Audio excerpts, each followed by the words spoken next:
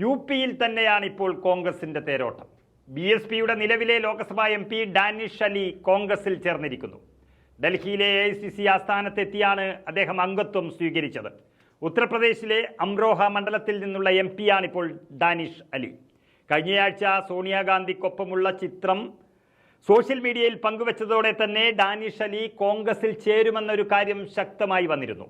വരുൺ ഗാന്ധിയെ തന്നെ കോൺഗ്രസിലേക്കോ അല്ല ഇന്ത്യ മുന്നണിയിലേക്കോ എത്തിച്ച് BJPക്ക് യു.പിയിൽ കനത്ത തിരിച്ചടി നൽകാനിരിക്കുന്ന കോൺഗ്രസ് BJP കോട്ടയിൽ അതിശക്തമായ മുന്നേറ്റം നടത്തുകയാണ്. ഒപ്പം ഇന്ത്യ മുന്നണിയും.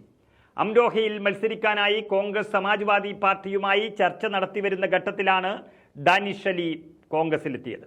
ഇതോടെ ഡാനിഷ് അലി തന്നെ ഇത്തവണയും മണ്ഡലത്തിൽ നിന്ന് കോൺഗ്രസ് ടിക്കറ്റിൽ മത്സരിക്കുമെന്ന് ഏറെക്കുറെ ഉറപ്പായി കഴിഞ്ഞു. നേരത്തെ രാഹുൽ ഗാന്ധിയുടെ ഭാരത് ജോഡോ ന്യായ് യാത്രയിലും ഡാനിഷ് അലി പങ്കെടുത്തിരുന്നു. നരേന്ദ്രമോദിയുടെ ഭരണത്തിനെതിരെ പാർലമെന്റിൽ തീപാറുന്ന പോരാട്ടം നടത്തിപ്പോയ ഒരു MP ആയിരുന്നു ഡാനിഷ് അലി. പ്രതിപക്ഷ MP-യായ തൃണമൂൽ കോൺഗ്രസിന്റെ മഹുവ മൈത്രയെ പാർലമെന്റിൽ നിന്നും പുറത്താക്കിയ നടപടിക്കെതിരെ പ്രതിപക്ഷം സംഘടിപ്പിച്ച പ്രതിഷേധത്തിൽ പങ്കെടുത്തതായിരുന്നു അദ്ദേഹത്തിനെതിരായി പലരും കണ്ട കുറ്റം.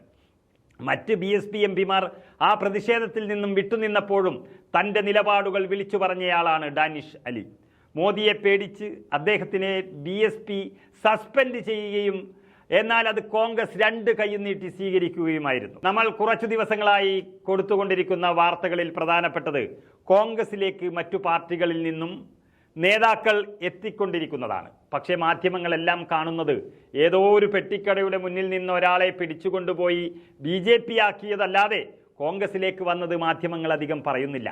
എന്നാൽ ഈ രാജ്യത്തെ മതേതരവും ജനാധിപത്യവും കാത്തുരക്ഷിക്കാൻ കോൺഗ്രസിന് മാത്രമേ കഴിയുള്ളൂ എന്ന് തിരിച്ചറിഞ്ഞാണ് ഈ നേതാക്കളെല്ലാം പാർട്ടിയിലെത്തുന്നത്. അതിൻ്റെ അവസാനത്തെ ഉദാഹരണമാണിപ്പോൾ ഡാനിഷ് അലി MP.